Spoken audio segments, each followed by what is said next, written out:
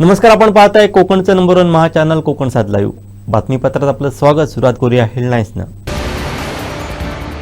अन्यथा चिपी विमानतळाला कुलूप लावणार, वैभव नाईकांचा इशारा। कोकण 7 लाईव्हच्या बातमीचा इम्पॅक्ट, मालवण ग्रामीण रुग्णालयाला मिळणार डॉक्टर। आणि वाल्मिक कराडवरून सुप्रिया सुळे आक्रमक, केंद्र आणि राज्य सरकारवर प्रश्नांचा भडीमार। आता पाहूयात सविस्तर बातम्या। आमदार निलेश राणे यांनी ॲक्शन मोडवरती येत रात्री अचानक शहरात स्पॉट व्हिजिट करत समस्या जाणून घेतल्या। पाहूयात।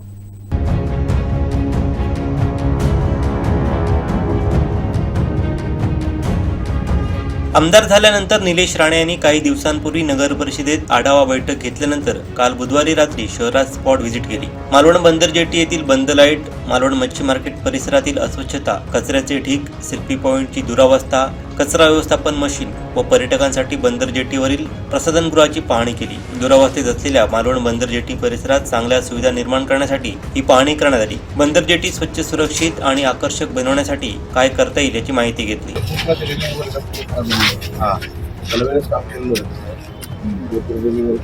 ते तर आपण आता दुरुस्तीलाच घेतलंय ना, परवा त्याच गोष्टीचं सुरुवात केली आपण। काय ह्या सगळ्या लाइटिंग वगैरे ठीक आहे। तसंच मालवण नगर परिषद कर्मचारी वसाहत येथे नवी इमारत उभारणी सुरू असून ही इमारत उभारणी रखडली आहे, याबाबत पाहणी केली व माहिती जाणून घेतली। त्या सर्वांबाबत प्रशासनाशी चर्चा करून योग्य त्या सूचना देणार असल्याचं आमदार निलेश राणे यांनी सांगितलं। मालवण शहरातील कचरा समस्या, बंद स्ट्रीट लाईट, मोकाट जनावरं आदी समस्याबाबत आमदार निलेश राणे यांनी प्रत्यक्ष पाहणी करत नागरिकांच्या समस्या जाणून घेतल्या। याबाबत नागरिक व व्यापारी वर्गातून समाधान व्यक्त करण्यात आलं। आमदार निलेश राणे यांनी लक्ष टाकलं म्हणजे निश्चित योग्य ती कारवाई होणार अशी भावना उपस्थित नागरिकांनी व्यक्त केली।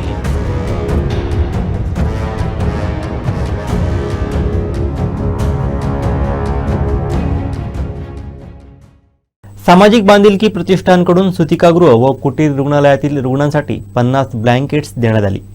सेवाभावी हेतून हा उपक्रम राबवण्यात आला।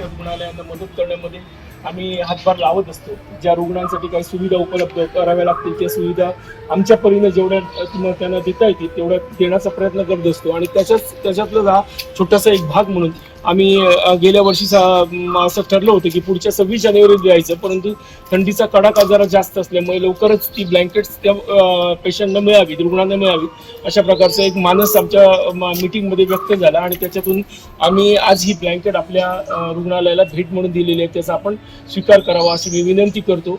आणि येत्या काळामध्ये आमचं आपल्याला नेहमीच सहकार्य राहील आणि त्या सहकार्यातून आपण सर्वांनी अधिक चांगल्या सुविधा आणि सोयी कशा पुरवता येतील याच्यासाठी आपण प्रयत्नशील राहू। आणि सगळ्यात महत्त्वाचं म्हणजे राजधानी ट्रॅव्हल्स म्हणून जी मडगावमध्ये हे आहे ट्रॅव्हल्सची एजन्सी आहे, त्याच्यामध्ये त्यांच्या माध्यमातून ते हे अमीन खलील त्या ठिकाणी कार्यरत असतात आणि त्यांची सुद्धा आम्हाला नेहमी मदत असते। आम्ही आता खाली सुद्धा 71 ब्लँकेट खाली पण दिली त्या हॉस्पिटलसाठी आणि ICU साठी दिलेली आहेत। आणि आता ही आपल्या या रुग्णालयाला म्हणून भेट म्हणून देतोय आम्ही। आणि त्याच्यामध्ये सगळ्यात समीरा खलील आणि त्यांचे मिस्टर यांचा खूप मोठा सिंहाचा वाटा याच्यामध्ये आहे। त्यांचं सहकार्य ते आमच्या सौथीच्या सेक्रेटरी असल्यामुळे कायमच ते ऍक्टिव्ह मेंबर म्हणून इकडे वावरत असतात। आणि रूपा मुद्रा आहे आणि हेलन निबरे या आमच्या स्ट्रॉंगली काम करणाऱ्या, ग्रास रूटला काम करणाऱ्या सगळ्या या महिला आहेत। आणि त्याच्यामुळे आमच्या महिला विभाग जो आहे तो आमचा स्ट्रॉंग असल्यामुळे आम्ही मागे पडत नाही। पुरुषांचं काय असेल तर आम्ही बघतो, पण महिला स्ट्रॉंग असल्यामुळे आम्हाला चिंता नसते कशाची। त्याच्याबद्दल पुन्हा एकदा त्यांचे सर्वांचं धन्यवाद। धनंजय मुंडेंबाबत विचारलेल्या प्रश्नावर उपमुख्यमंत्री अजित पवार काय म्हणाले पाहूयात।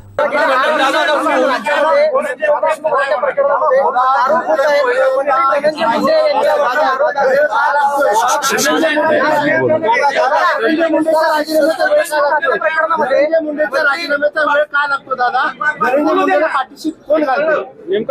कुठल्याही चौकशीमध्ये उद्याच्याला तुमच्यावर आरोप झाला की तुम्ही अमुक अमुक केसमध्ये दोषी आहे, तर आज SITची चौकशी चालू आहे, आज CIDची चौकशी चालू आहे, आज न्यायालयाच्या तिथं चौकशी चालू आहे. आता ह्या 3 वेगवेगळ्या एजन्सीज तिथं चौकशी करताय. त्याच्यातून स्वतः राज्याच्या मुख्यमंत्र्यांनी सांगितलेलं आहे की ही चौकशी करत असताना जो कोणी दोषी असेल, जो कोणी त्याच्याशी संबंधित असेल, ते तिथं सिद्ध झालं, लक्षात आलं, तर त्यांच्यावर ताबडतोब कारवाई केली जाईल. त्या संदर्भामध्ये मी देखील देवेंद्रजींना भेटून सांगितलेलं आहे की या संदर्भामध्ये पक्ष वगैरे न बघता जर कोणी वरिष्ठ लेवलला काम करणाऱ्या व्यक्ती त्याच्यामध्ये दोषी असतील तर कुणाची गय करण्याचं कारण नाही. मुख्यमंत्री म्हणले मी त्याही मताचा आहे. त्यामुळं चौकशी चाललेली आहे. काही जण आरोपी मिळायला थोडासा विलंब लागला. प्रत्येकाची चौकशी करून फोनचे कुणाकुणाला फोन झाले, किती काळ करता झाले, काय फोनवर संभाषण झालं, ते आता सगळं समजतं. त्या सगळ्याचा अतिशय बारकाईनं, कारण अशा प्रकारच्या घटना या महाराष्ट्रामध्ये आम्ही लोक अजिबात खपवून त्या ठिकाणी घेणार नाही. ही निगूढपणे झालेली हत्या आहे. त्याच पद्धतीनं तितक्याच गांभीर्याने यामध्ये सरकारने लक्ष दिलेलं आहे. अर्थात समोरच्या विरोधी पक्षातल्या नेत्यांना किंवा सत्ताधारी पक्षाच्या पण काही लोकप्रतिनिधींना काय बोलायचं आहे हे त्यांनी अधिकार संविधानाने दिलेला आहे. पण असं करत असताना कुणावरही अन्याय होऊ नये ही पण खबरदारी ही घ्यावी लागते. मी आज आपण प्रश्न विचारल्यावरून पुन्हा एकदा आपल्या मार्फत महाराष्ट्रातल्या जनतेला सांगतो, कुणालाही माझी आजपर्यंत कामाची पद्धत अनेकांना माहिती आहे. यामध्ये आम्ही आणि मुख्यमंत्री जो दोषी असतील त्यांना अजिबात पाठीशी घालणार नाही. त्यांना कडक मधली कडक सजा केली जाईल आणि एक वेगळ्या प्रकारचा मेसेज महाराष्ट्रामध्ये दिला जाईल. मुख्यमंत्र्यांनी 100 दिवसांचं प्रगती पुस्तक केलेलं आहे. मुख्यमंत्र्यांनी 100 दिवसांचं प्रगती पुस्तक तयार केलेलं आहे. 100 दिवसामध्ये त्याबद्दल मी त्यांना सांगितलेलं आहे की तुमच्याकडं नुसते आरोप करण्यापेक्षा तुमच्याकडे असणारे पुरावे त्या SITला द्या, CIDला द्या, ज्यांच्या न्यायव्यवस्थेखाली ती इन्क्वायरी होती त्यांना द्या. कारण आपल्याला माहिती आहे की पुराव्याशिवाय कुणावरही आरोप करणं हे कितपत योग्य आहे आणि ते त्यांना द्यायला सांगितलेले. त्याबद्दल माझी आणि बावनकुळे साहेबांशी पण चर्चा झालेली आहे, माझी आणि देवेंद्रजींशी पण चर्चा. दादा 100 दिवसामध्ये मुख्यमंत्री म्हणले की तुम्ही काम करा असं किंवा रिझल्ट असं प्रगती पुस्तक दिलं आणि 7 कलमी कार्यक्रम वापरलाय. धनंजय मुंडे बाबतीत 100 दिवसामध्ये रिझल्ट येईल का? त्या संदर्भामध्ये 3 वेगवेगळ्या इन्क्वायऱ्या आहेत. तिन्ही एजन्सीज फार बारकाईनं त्याच्याबद्दलचा स्टडी करतायत. कारण उद्याच्याला ते रिपोर्ट देत असताना त्याच्यामध्ये काही तफावत दिसली तर त्या प्रत्येकाच्या विश्वासार्हतेवर प्रश्न निर्माण होणार आहे. त्याच्यामुळं फार बारीकपणे ह्याचा तपास चाललेला आहे. आपण काळजी करू नका. तुम्हाला जेवढी काळजी आहे तेवढीच काळजी आम्हाला पण आहे. आम्ही पण असं शिवशाहू फुले आंबेडकरांच्या महाराष्ट्रामध्ये असल्या घटना खपवून घेणार नाही. आणि आज आमच्या सरकारमध्ये आम्ही असल्यामुळं आमची जबाबदारी ह्याच्यात जास्त आहे.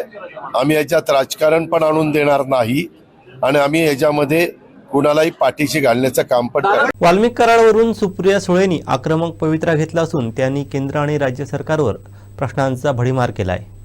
बाप्पा, संदीप भैया, जितेंद्र आव्हाड हे तिघं गेले जवळपास महिनाभर जी घटना बीड आणि परभणीमध्ये झाली त्याबद्दल पोटतिडकीने सातत्याने हे सगळे प्रत्येक मार्गाने त्या दोन्ही कुटुंबाला न्याय मिळेल ह्याच्यासाठी प्रयत्न करतायत. संसदेमध्ये पहिला आवाज कोणी उठवला असेल तर त्या व्यक्तीचं नाव बजरंग अप्पा सोनवणे.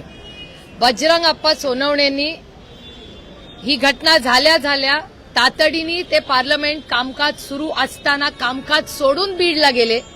बीडमधून सगळी माहिती घेतली, तातडीने दिल्लीला परत आले. आम्ही दोघं एकत्र, त्यांचा हट्ट होता की ताई नाही मला आजच रेज करायचं, म्हणून आम्ही पहिलं स्पीकर ऑफिसला चिठ्ठी पाठवली. चिठ्ठीला ते म्हणले आज पॅक्ट आहे, म्हणून ते म्हणले नाही ताई मला आजच रेज करायचा, म्हणून आम्ही स्पीकर साहेबांना जाऊन भेटलो. त्यांनी पहिल्या दिवशी परवानगी, ते म्हणले अहो स्टेट इश्यू आहे, तर ते म्हणले स्टेट इश्यूचा विषयच नाही, हा रेज करायलाच पाहिजे. आणि परभणी आणि बीड ह्या दोन्ही केसेसमध्ये बजरंग अप्पा हा पहिला व्यक्ती आहे ज्यांनी पार्लमेंटमध्ये या दोन्ही जे कोणी गुन्हेगार असतील त्यांना फाशीची शिक्षा झाली पाहिजे ही मागणी त्यांनी केली. त्यानंतर ते या देशाचे गृहमंत्री अमित भाई शहांना भेटायला गेले. त्याचे फोटो तुमच्या सगळ्या चॅनल्सवरही होते. तिथे त्यांनी पाठपुरावा केला. ते दिल्लीत चालू असताना इथे विधान भवनमध्ये संदीप क्षीरसागरांनी पहिले ग्रहस्थ, पहिले आमदार, पहिले लोकप्रतिनिधी माणुसकीच्या नात्याने त्यांनी हा मुद्दा मांडला. त्यांनी तो जितेंद्र आव्हाडांनाही सांगितला, त्यांच्या जिल्ह्याचा होता म्हणून त्यांनी पहिलं लीड घेऊन तो मुद्दा मांडला. नंतर जितेंद्र आव्हाडांनी सातत्याने मांडला, रोहित पवारांनी मांडला, त्यानंतर सुरेश धसांनी मांडला, त्यानंतर नमिता मुंदडांनी मांडला. अशा अनेक लोकांनी हे मुद्दे गेले 30 दिवस सातत्याने मांडलेले आहेत. मी जाहीरपणे मीडियाचे आभार मानते की माणुसकीच्या नात्याने एक अतिशय क्रूर घटना, दुर्दैवी घटना ही परभणी आणि बीडमध्ये झाली, पण माणुसकीच्या नात्याने we are all on the same side. आपल्या सगळ्यांची एकच भावना आहे, ही क्रूर हत्या जी झालेली आहे, चुकीची घटना जी झाली आहे, त्याला न्याय मिळावा. त्यामुळे कितीही दुर्दैवी घटना असली तरी एक आशेचं किरण एवढंच आहे की सगळ्यांनी स्वतःचे राजकीय मतभेद बाजूला ठेवून माणुसकीचा नात्याने मीडिया आणि हे सगळे लोक आज उभे आहेत. आणि शेवट जोपर्यंत त्या कुटुंबाला, दोन्ही कुटुंबांना न्याय मिळत नाही तोपर्यंत माणुसकीच्या नात्याने सगळं राजकारण बाजूला ठेवून त्या कुटुंबाला न्याय देण्यासाठी आज हे सगळे प्रयत्न करत आहेत. अंजली दमानियाताई असतील, त्यांच्याबद्दलही मी तुमच्या चॅनलवर सातत्याने पाठते, त्या तिथे जाऊन राहिल्या, त्यांनी अनेक प्रश्न विचारले. त्याच्यामुळे गेले 30 दिवस सातत्याने हे सगळे माझ्याबरोबर आज बसलेले श्री सुरेश धस असतील, अंजली दमानियाताई असतील, या सगळ्यांनी अनेक प्रश्न विचारलेत. काहींची उत्तरं मिळाली, काहींची नाही. मी गेले अनेक वर्ष पार्लमेंटमध्ये काम करते, म्हणून मी एक थोडासा वेगळा प्रश्न ह्याच केसमधला मांडण्यासाठी यांच्या सगळ्यांच्या मदतीने आणि परवानगीने इथे बसलेली आहे. पीएमएलएचा कायदा हा ब्लॅक मनी म्हणजे काळा पैसा रोखण्यासाठी, याच्यासाठी पीएमएलएचा ऍक्ट यूपीए सरकारने आणलेला आहे. त्या काळातली भाषणात काय पार्लमेंटमध्ये झालं आता ह्याच्यात त्या इतिहासात मी पडत नाही, पण पीएमएलए ऍक्ट आला.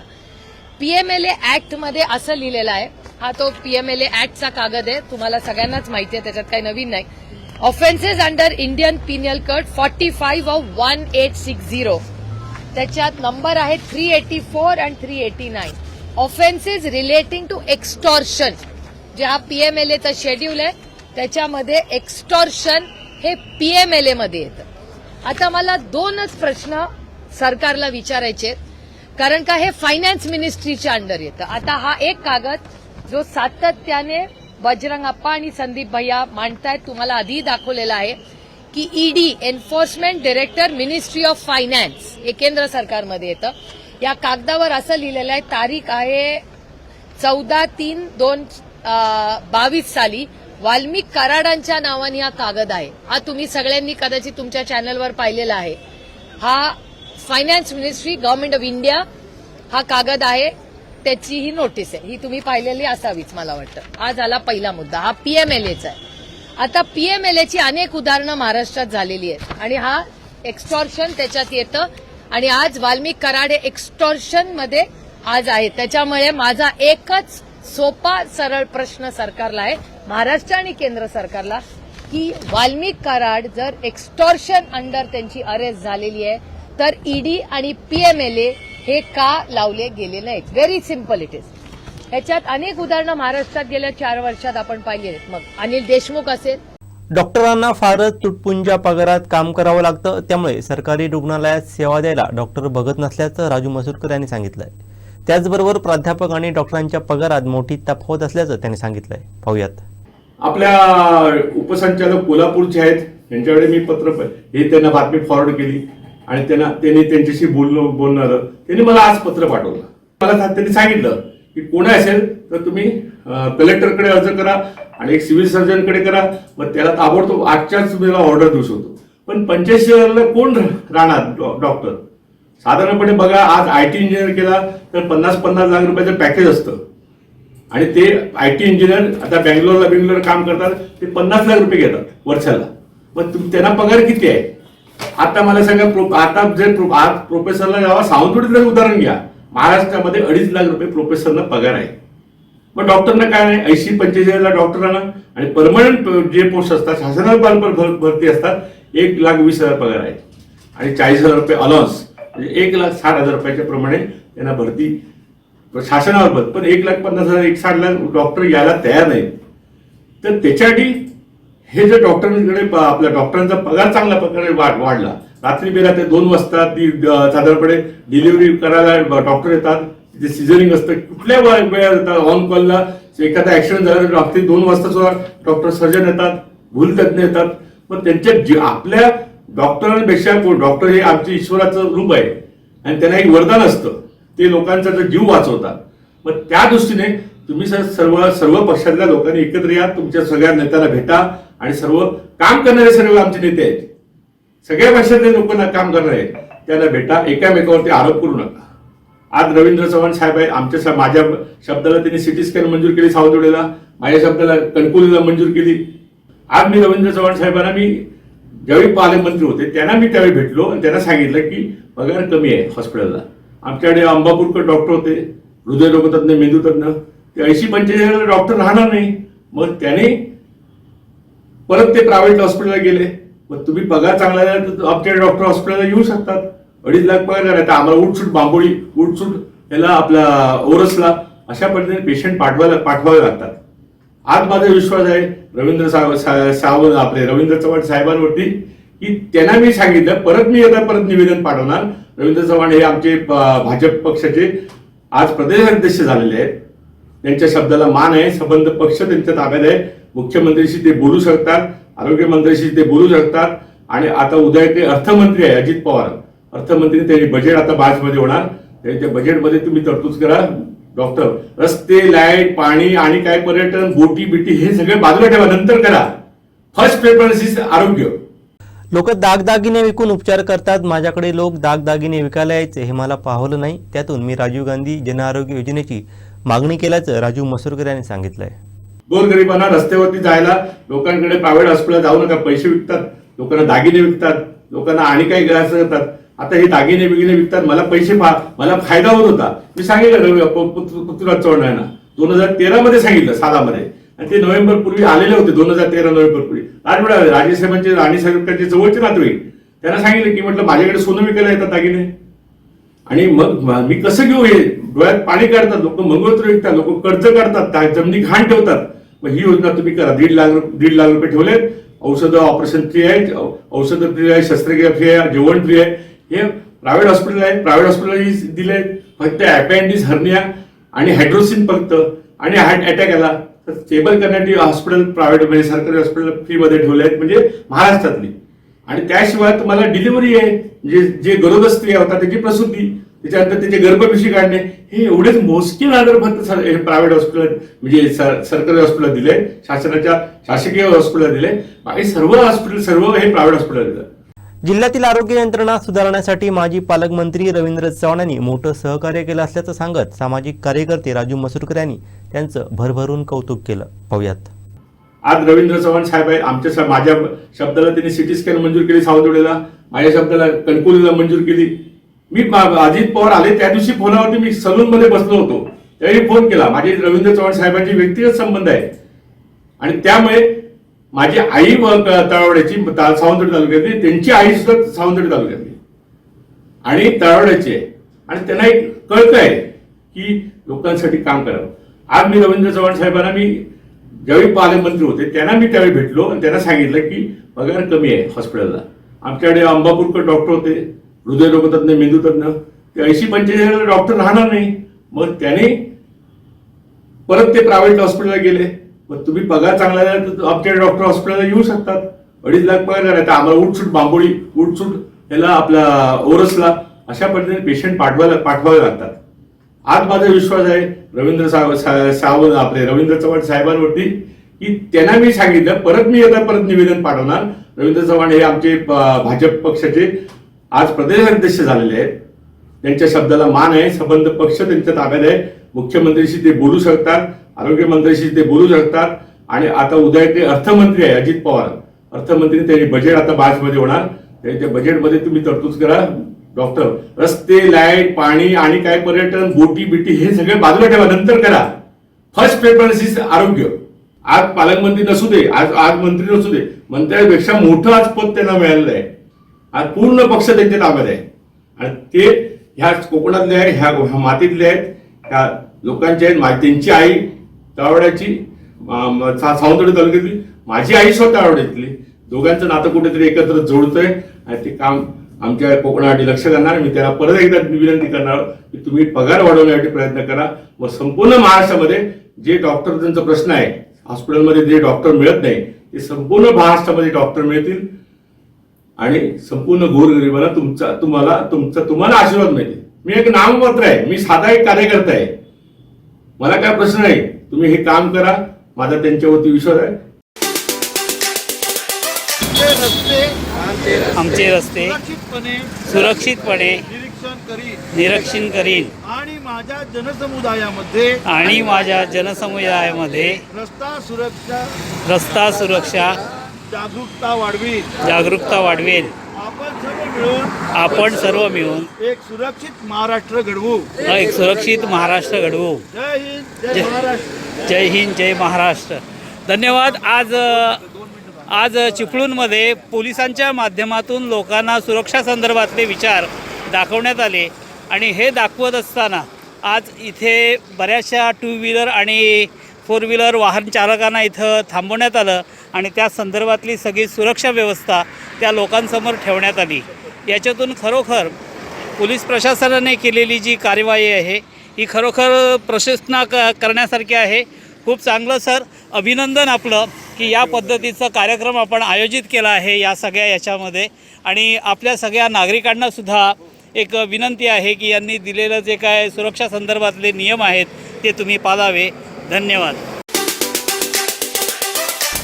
खरं तर गेल्या 5 वर्षापूर्वी उद्धव बाळासाहेब ठाकरे मुख्यमंत्री असताना त्या तत्कालीन खासदार विनायक गौडेंनी सातत्याने प्रयत्न करून हे चिपी विमानतळ सुरू केलं होतं.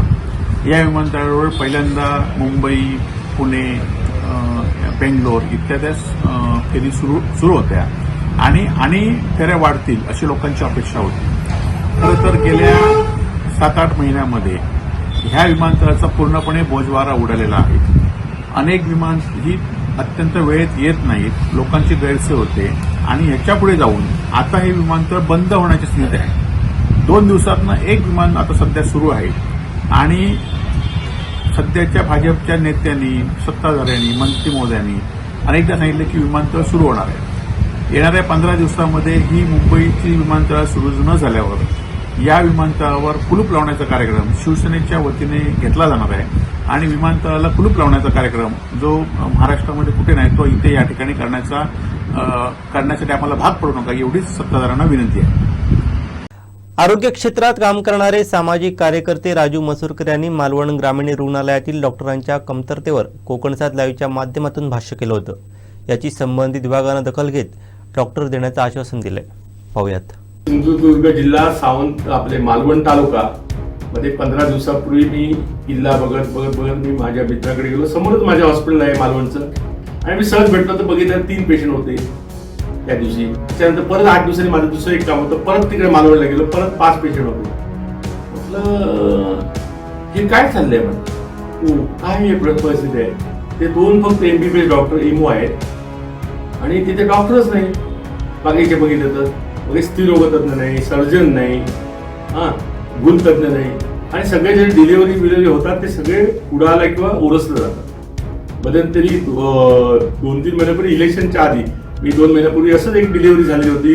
मालवण पासून एक 10-15-20 किलोमीटरवरती कट्ट्यावरती एक डिलिव्हरी अँब्युलन्स मध्ये झाली. मग त्यावेळी रघुवर नाईक माझे मित्र आहेत, त्यांना बोललो, आमदार आहेत होते, आणि त्यांना बोललो की मग काय चाललंय म्हटलं, मालवण तालुक्यात तुला 10 वर्ष तिथे निवडून दिल्यानंतर तिथे स्त्री लोक तज्ञ नाही. मालवण एवढा तालुका आहे, तिथे सुरेश प्रभू त्या भागातले केंद्रीय मिनिस्टर आहेत, तिथून 10-20 घरं सोडून जातात. नारायण यांचं स्वतः मालवणला स्वतःचं घर आहे, तिथे मुख्यमंत्री आहेत. तिथे म्हटलं ते आमचे कोळंबेकर हे जे आहेत ते सुद्धा मालवण तालुक्यातले आमदार आहेत. ते त्यानंतर बघितलं तर आपले आशिष शेलार आहे, माझ्या बहिणीच्या कट्ट्यावरती 10-20 घरं सोडून जाते. विनायक राऊत साहेब आहेत तिथे कट्ट्यावरचे आपल्या मालवण तालुक्यातले. आपले रवींद्र चव्हाण साहेब आहेत ते मालवण तालुक्यातले. हे सर्व असताना त्या नेत्यांचा दोष नाही, त्या नेत्यांकडनं सर्व कार्यकर्त्यांनी हे काम करून घेतलं पाहिजे आणि लोकांकडे मागणी करून आपण तिथे मालवण तालुक्यातले लोक आहेत, म्हणजे लोकप्रतिनिधी सर्व पक्ष सगळे वादविवाद बाजूला ठेवायचे, लोकांसाठी काम करायचं. मी आता काम करतो, कुठला पक्ष बघत नाही, त्याप्रमाणे आपण काम केलं तर जात बघत नाही, धर्म बघत नाही, गरीब बघत नाही, श्रीमंत नाही, रस्त्यावरचा भिकारी मला फोन करतो आणि केव्हाही फोन उचलतो. लोकांसाठी आपण काम करायचं. मग त्यावेळी मी आता पृथ्वीराज चव्हाणकडे मी योजना मंजूर केली. राजीव गांधी जीवनदायी योजना होती, 8 जिल्ह्यामध्ये 28 जिल्ह्याला माझ्यामुळे मंजूर झाली. पृथ्वीराज चव्हाण सावंतवाडीला आले, राजवाड्यामध्ये ती मंजूर करून घेतली. गोवा बांबळी मी मंजूर करून घेतलं 8 वर्षापूर्वी. जे एवढे नारायण साहेब आहेत, आमचे इतर सर्व मोठे नेते आहेत, त्यांच्याकडनं हे काम करायला पाहिजे. म्हणून ही त्या दिवशी आपण एक 15 दिवसापूर्वी बातमी आली होती, कोकण 7 हे लाईव्ह ह्या पेपरमध्ये आलं आणि मी मुद्दाम आपल्या उपसंचालक कोल्हापूरचे आहेत त्यांच्याकडे मी हे त्यांना बातमी फॉरवर्ड केली आणि त्यांनी त्यांच्याशी बोलणार त्यांनी मला आज पत्र पाठवलं आणि सांगितलं की मी ताबडतोब ज्यावेळी शासनाची ताबडतोब भरती होती त्यावेळी मी ताबडतोब त्वरित पहिल्या फर्स्ट प्रेफरन्स मी मालवणला देणार. मालवणमध्ये स्त्री लोक पहिला तज्ञ देणार, त्याला भूल तज्ञ देणार आणि त्याच्यानंतर बाकीचे इतर जे डॉक्टर आहेत, तज्ञ डॉक्टर आहेत, ते तुम्हाला आम्ही टप्प्याटप्प्याने देत जाणार. आज उपसंचालक कोल्हापूरने आमचे आता जे नवीन आमदार आहेत, नूतन आमदार आमचे आपले निलेश राणे साहेब, त्यांना सुद्धा एक पत्र, त्याची एक कॉपी पाठवली की आपण त्वरित आपण ही भरती करतो. मला माझ्या नावाने एक पत्र आलं आणि त्याच्यामध्ये हे पत्र आल्यानंतर त्यांनी सांगितलं ताबडतोब मी ज्यावेळी शासनाची ताबडतोब म्हणजे तर आपलं तुम्हाला पहिली मालवणला प्रेफरन्स देतो, आपण जनरल सर्जन देतो, आपण भूल तज्ञ देतो, आपण स्त्रीरोग तज्ञ देतो, अशा पद्धतीने सांगितलं. अशा पद्धतीने आश्वासन मला आज पत्र मला मिळालं. आज उपसंचालकांशी बोललो मी कोल्हापूरला आणि 4 जिल्ह्याचे ते प्रमुख आहेत त्यांना सांगितलं आणि हॉस्पिटलमध्ये त्यांचं लक्ष आमच्या संबंधित जिल्ह्यावरती लक्ष आहे, आमचे सिव्हिल सर्जन साहेबांचं लक्ष आहे, आमचे श्रीपाद पाटील साहेबांचं लक्ष आहे आणि त्यांना जर आपण पगार देऊन चांगले डॉक्टर त्यांना भरती करण्यासाठी दिले तर ताबडतोब ते भरती करायला तयार आहेत. पण आज मला रवींद्र चव्हाण साहेबांशी परत एकदा पुन्हा बोलणार. आमचे ते भाजपचे नेते आहेत, भाजपचे आणि ते खरोखरच काम करणार आहेत. आज पालकमंत्री नसू दे, आज मंत्री नसू दे, मंत्र्यांपेक्षा मोठं आज पद त्यांना मिळालेलं आहे. आज पूर्ण पक्ष त्यांच्या ताब्यात आहे आणि ते ह्या कोकणातले आहे, ह्या मातीतले आहेत, ह्या लोकांचे आहेत. त्यांची आई तळवड्याची, सावंतवाडी तालुक्यातली, माझी आई स्वतः तळवड्यातली, दोघांचं नातं कुठेतरी एकत्र जोडतंय आणि ते काम आमच्या कोकणासाठी लक्ष करणार. मी त्याला परत एकदा विनंती करणार की तुम्ही पगार वाढवण्यासाठी प्रयत्न करा व संपूर्ण महाराष्ट्रामध्ये जे डॉक्टरांचा प्रश्न आहे, हॉस्पिटलमध्ये जे डॉक्टर मिळत नाही ते संपूर्ण महाराष्ट्रामध्ये डॉक्टर मिळतील आणि संपूर्ण गोरगरिबाला तुम्हाला आशीर्वाद मिळेल. मी एक नाममात्र आहे, मी साधा एक कार्यकर्ता आहे, मला काय प्रश्न नाही. तुम्ही हे काम करा, माझा त्यांच्यावरती विश्वास आहे. सिंधुदुर्ग जिल्हा प्रेस क्लब 2024-25 चे पत्रकार पुरस्कार जाहीर करण्यात आले आहेत. पाहूयात. प्रेस क्लब भूषण पुरस्कार पत्रकार रुपेश हिराप यांना तर प्रेस क्लबचा डिजिटल मीडिया पुरस्कार आनंद धोंड, प्रेस क्लब युवा पत्रकार पुरस्कार दोडामार्ग येथील प्रतीक राणे तर प्रेस क्लब कर्मचारी संघटना पुरस्कार गुरुनाथ कदम यांना जाहीर करण्यात आला आहे. 6 जानेवारी हा पत्रकार दिन म्हणून साजरा करण्यात येतो. या दिवशी सर्वजण दर्पणकार बाळशास्त्री जांभेकर यांचं स्मरण करतात. त्या दिवशी प्रेस क्लबच्या वतीने उपस्थित मान्यवरांच्या उपस्थितीत पत्रकार पुरस्कार जाहीर करण्यात आले. पोलीस निरीक्षक अमोल चव्हाण, माजी माहिती अधिकारी सतीश पाटणकर, नगर परिषद आरोग्य अधिकारी धनंजय नाईक, धनंजय देसाई, अध्यक्ष सीताराम गावडे, हेमंत खानोलकर यांच्या छाननी समितीकडून या पत्रकार पुरस्कारांची घोषणा करण्यात आली.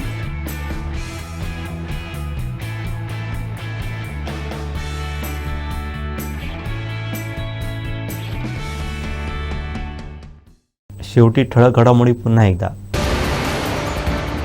अन्यथा चिपी विमानतळाला कुलूप लावणार, वैभव नाईक यांचा इशारा. कोकणसाद लाईव्हच्या बातमीचा इम्पॅक्ट. मालवण ग्रामीण रुग्णालयाला मिळणार डॉक्टर. आणि वाल्मिक कराडवरून सुप्रिया सुळे आक्रमक. केंद्र आणि राज्य सरकारवर प्रश्नांचा भडीमार. बातमीपत्रात वेळ झाली ते थांबण्याची. पाहत राहा बदलत्या कोकणचा बुलंद आवाज. कोकणचं नंबर 1 महा चॅनल कोकणसाद लाईव्ह. धन्यवाद.